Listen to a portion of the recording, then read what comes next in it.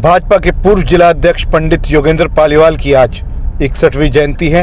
उनकी जयंती पर गढ़ी बौली रोड स्थित कार्यालय पर आयोजित कार्यक्रम में भाजपा जिला अध्यक्ष वंदना पोपली सहित सैकड़ों भाजपा कार्यकर्ताओं ने उन्हें नमन किया।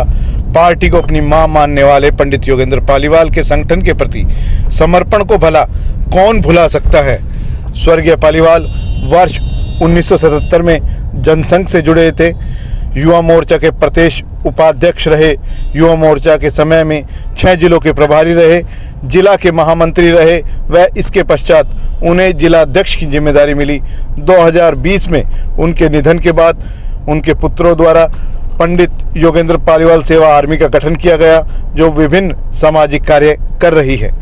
स्वर्गीय पालीवाल के संगठन के प्रति समर्पण का अनुमान इसी बात से लगाया जा सकता है कि वर्ष 2019 के विधानसभा चुनाव के दौरान जब वह गंभीर रूप से बीमार थे और डॉक्टर्स ने उन्हें चलने फिरने तक के लिए मना किया था, उस वक्त भी वह चुनाव प्रचार में जुटे रहे।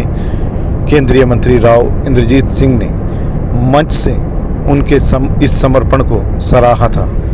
भारतीय जनता पार्टी के पूर्व जिला अध्यक्ष योगेंद्र पालीवाल जी की आज जयंती है। उनके जाने के बाद, उनके निधन के बाद से कुछ बहुत सी सोशल एक्टिविटीज़ में उनके जो बेटे हैं हिमांशु पालीवाल, उनके बड़े भाई जो हैं, वो दोनों भाई लगे हुए हैं। क्या क्या पूरी ये जो योजनाएं चल रही हैं समाज के क्षेत्र में? देखिए, ऐसा है क्योंकि हमारा परिवार राजनीतिक भी रहा है और सामाजिक ज़्यादा रहा है, तो शुरू से ही बाल्यकाल से मैंने भी देखा उनको। जैसे हमारे दादाजी थे, उन्होंने अपने टाइम में बाहर छात्रावास, हॉस्टल वगैरह और धर्मशालाएं उनका निर्माण करवाया। उसी क्रम में हमारे पिताजी ने 1992 में सुपरस्टार यूथ क्लब का गठन किया था, जब शायद सोच भी नहीं सकता था जिले में कि ब्लड डोनेशन कैंप करना, गरीब की असहाय की मदद करना।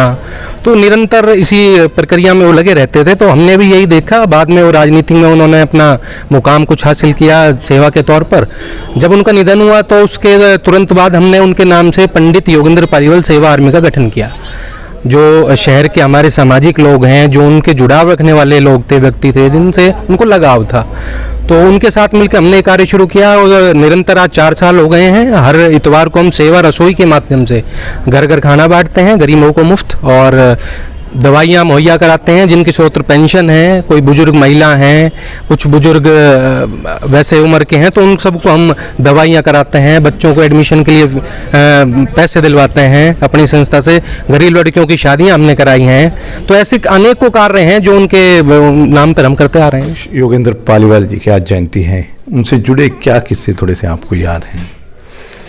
देखिए, योगेंद्र पालीवाल जी की अगर मैं बात करूं, आज उनकी जयंती है, उनको हम श्रद्धांजलि अर्पित करते हैं। उनके साथ का अगर मैं बात करूं तो बड़े भाई की तरह वो हर एक कार्यकर्ता के लिए रहे। मैंने जब भारतीय जनता पार्टी ज्वाइन करी तो सबसे पहले उन्होंने ही मेरी पर्ची काटी थी, उन्होंने मुझे सदस्य बनाया था, और उसके बाद लगातार उनसे मुलाकात होती रही, कभी कार्यक्रमों में होती रही। तो कई बार क्या होता था कि शाम को हम आ जाते थे तो यहाँ पर बैठे रहते थे, उनसे बहुत सारे चर्चा होती रहती थी। कभी कोई एक्सपीरियंस वो बताते थे, कभी कोई जानकारी देते थे, बहुत कुछ सीखने को उनसे मिला। लेकिन एक सबसे बड़ी बात यह है कि एक समर्पित कार्यकर्ता के तौर पर मैंने उनको हमेशा देखा है, सबको संगठित करके लेकर साथ में चलना। कोई भी कार्यकर्ता ये नहीं कह सकता था कि हमें नहीं बुलाया या हमसे बात नहीं हुई। और टाइम के बहुत पक्के, अगर कार्यक्रम 11 बजे का है तो उनको होता था कि 11 बजे शुरू हो जाए, उससे लेट नहीं होना चाहिए। और कई बार हम लेट हो गए पहुंचे तो जी हमारा कार्यक्रम आपकी वजह से नहीं रुकेगा, ये वाली उनकी स्थिति रहती थी। तो इलेक्शंस के टाइम में मैंने देखा 2019 के इलेक्शन में भी कि जब उनको पैर में चोट लग गई, हम मीरपुर यूनिवर्सिटी के कार्यक्रम में मीरपुर गांव के कार्यक्रम में गए थे, वहां पर उनके पैर में चोट लग गई, फ्रैक्चर आ गया। फ्रैक्चर लगे होने के बावजूद भी वो लगातार कार्यक्रमों में जाते रहे, क्योंकि उनके मन में एक भाव था कि जिला अध्यक्ष अगर नहीं होगा तो कार्यक्रम में तो लोग इसके बारे में क्या अनुमान लगाएंगे कि जिला अध्यक्ष साथ में नहीं चल रहा। तो पूरे 2019 के लोकसभा इलेक्शन में उनके पैर में फ्रैक्चर था, तब वो साथ में चलते रहे। अगर मैं विधानसभा चुनाव की बात करूं तो वो बहुत ज़्यादा बीमार हो गए थे, ड्रिप लगी रहती थी हाथ में, तब भी वो साथ में चलते थे। तो एक ये मैं कहना चाहूँगी कि लोगों के लिए, कार्यकर्ताओं के लिए एक इंस्पिरेशन थी कि पार्टी उनके लिए माँ है, पार्टी सब कुछ है।